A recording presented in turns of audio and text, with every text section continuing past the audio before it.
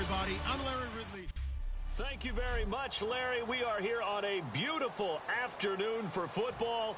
Coming up, we've got what should prove to be a good one between the Atlanta Falcons and the Miami Dolphins. Getting ready is the kicker, Andrew Franks, and we are underway from Miami. This will be taken very short. And they'll be set up pretty nicely here as they have it up to the 35-yard line.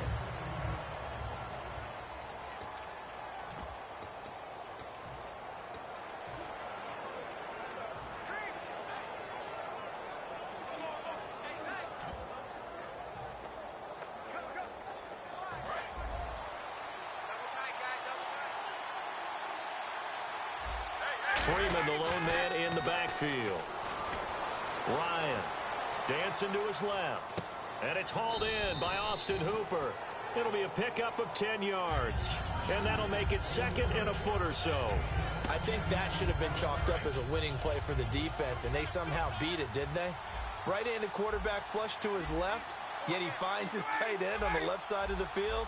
That's a tough throw. What a great completion. To throw is Ryan. Toward the right sideline, but it's incomplete. He was looking for his tight end, Jacob Tammy, there. Third down here.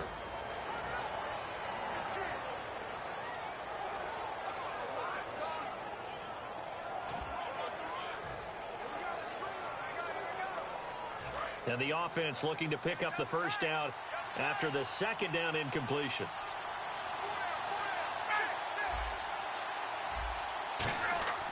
Ryan now to throw on third down. Steps away to his left. And he's got some space here. And he has the first down yardage before they bring him down right at the 45. Now that definitely hurts because the mindset is getting a 3-and-out there, and they don't get it done. They give up the scramble and a pickup for a first down.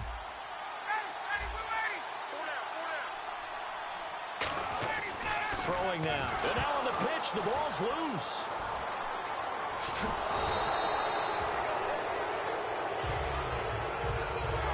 On plays like this where the ball comes free, it's often unusual for the team that lost it to get it back because this is a quarterback. The ball gets away from him.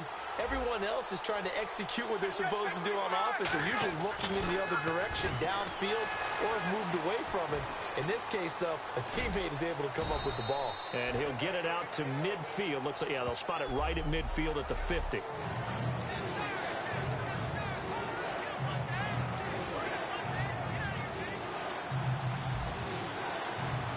Looking to jam the receivers at the line here. Press coverage look defensively. Here's Ryan to throw.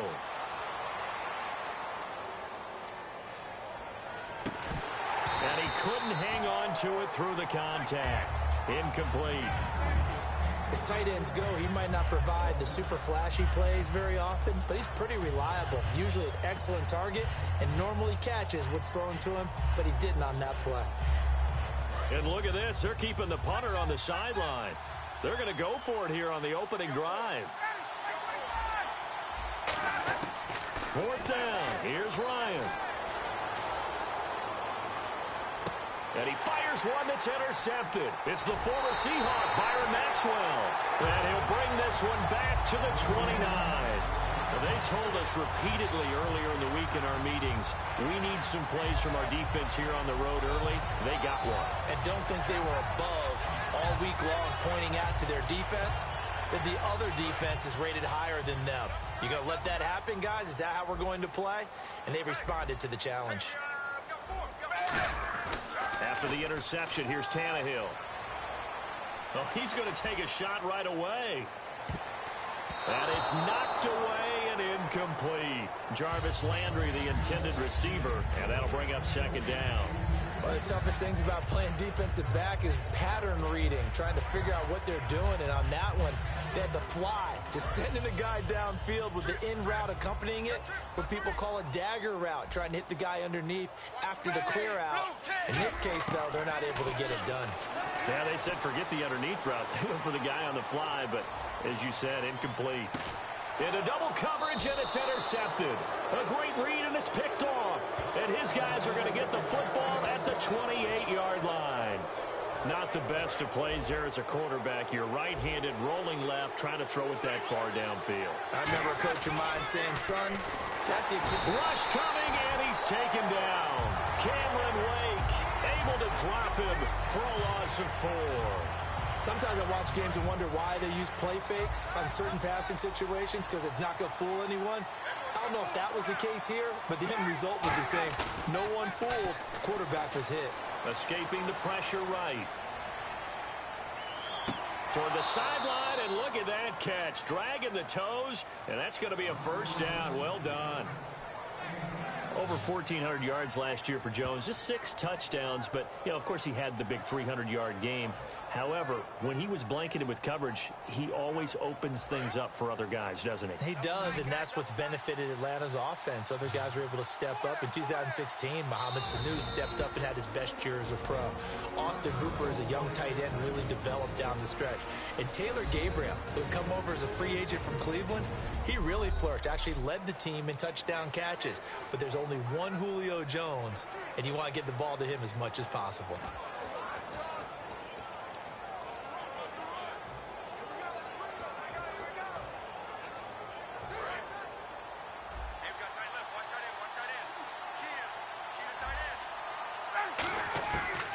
First down, Ryan.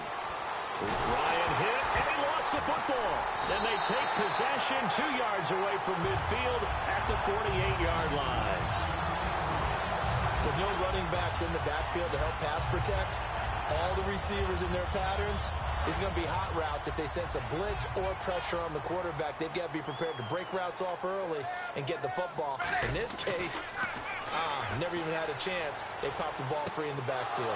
Looking for Landry, and it's intercepted. A great read, and it's picked off. And the return stops just a little bit shy of midfield at the 48-yard line. Offensively, when you see cover 2, the thought has to go through the quarterback's head. Drive the football when making throws. It's not just the deep guys covering. And he'll be hit from behind and taken down. Defense.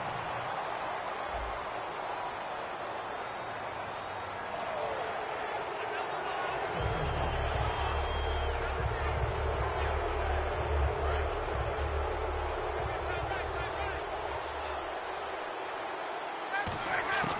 Out of the gun, it's Ryan.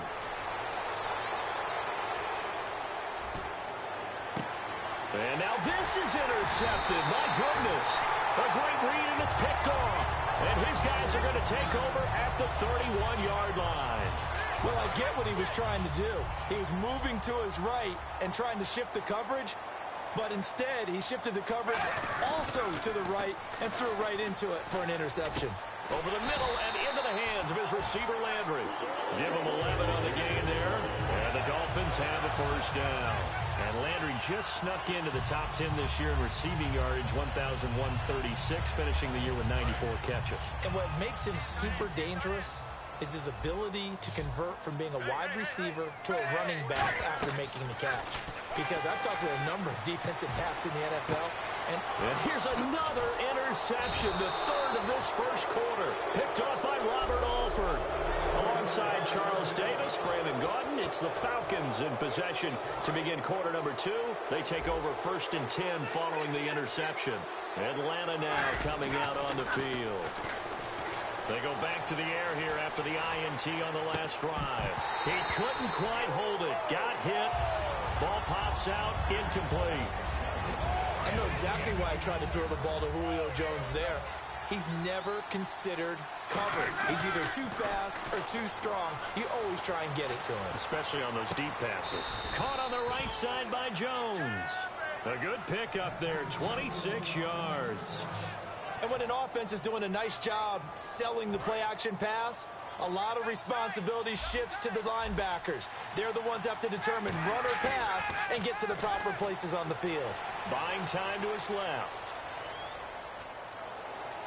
He goes underneath to Freeman. And he is into the end zone for a Falcon touchdown.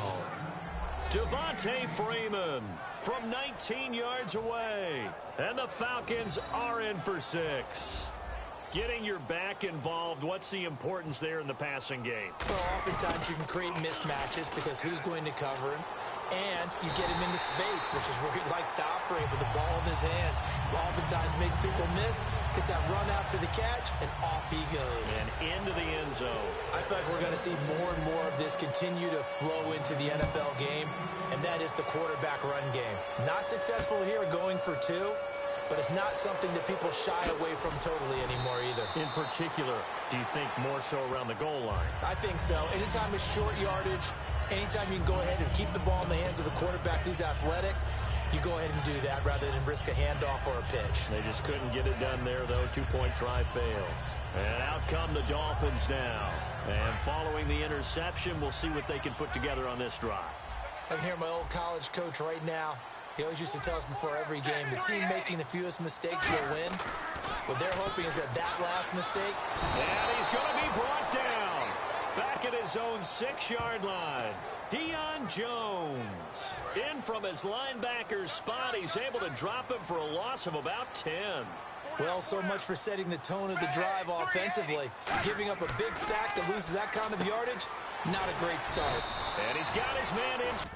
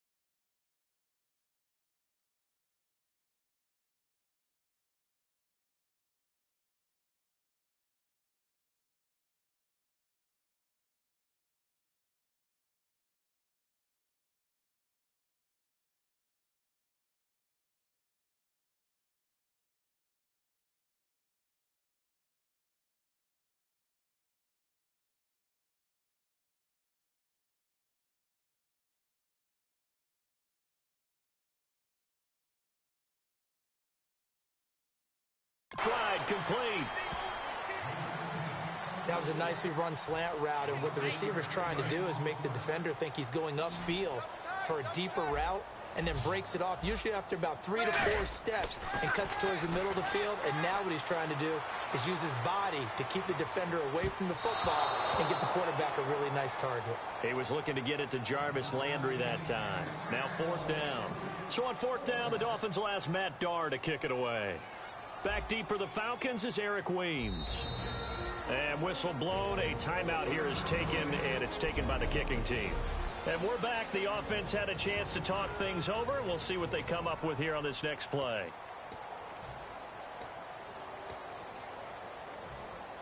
And a tough ask here. They're going to go for it on 4th down and 9. They are going for it. It's Tannehill. Flush to his right. And this is incomplete. A surprising move to go for it. Predictably, at least somewhat predictably, it doesn't pay off. And boy, possession here turns over with the football already being in the red zone. And the Falcons now making their way back out onto the field. Looking for the end zone. And they went big on first down. Proves unfruitful. How many times when we see an incomplete pass, we just look at the receiver and say, should have caught that one. That was a drop, and we just put it on the offense. How about a little credit for the defense there? They just forced an incompletion. Yeah, especially after starting in a tough spot defensively, but a good start there on first down. That gave them a little extra confidence there, starting, as you said, in a tough spot and being able to make a play on first down. Never make the mistake that the slot receivers, especially the little guys like we're watching here, are just quicker than fast. A lot of them combine quickness and it's caught. It's a touchdown. And we'll have to check the flag, but I think this one's going to stand. Offside. Defense. The penalty is declined. Now Matt Bryant on for the point after. Oh, they flip it to the kicker. He looks like he's going to throw it. And unable to connect. They don't get the two-point conversion here. Okay, they went for the fake off of the extra point attempt. It's a long way to go, and they didn't get there. Didn't get it completed successfully. Did someone dare them to do that? Did someone double dog dare them to do that? What was maybe that? they saw something on film, but do you see something on film with those to try something from the 15 on a PAT? I don't know. The only thing they needed to see on film there was a snap, a hold, and someone kicking the ball through the post.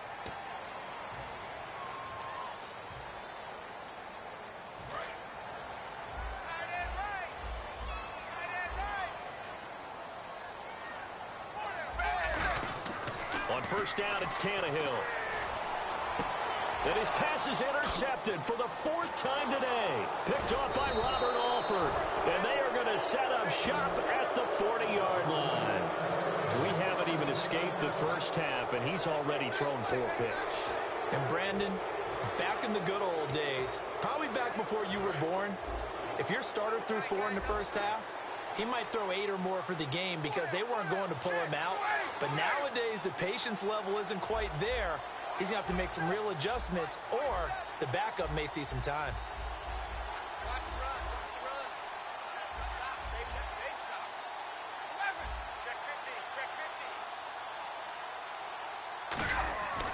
On first and 10, it's Ryan.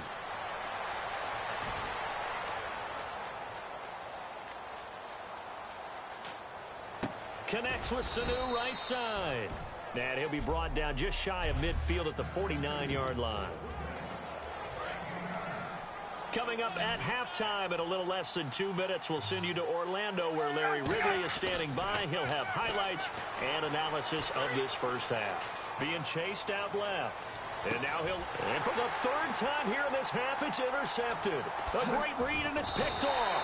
And they're going to take over right there at the 22-yard line. And that's now the second time he's picked off a pass here in the first half alone. Again. And the Falcons going to use another timeout. So that means they're down to 1 remaining here as we head toward halftime.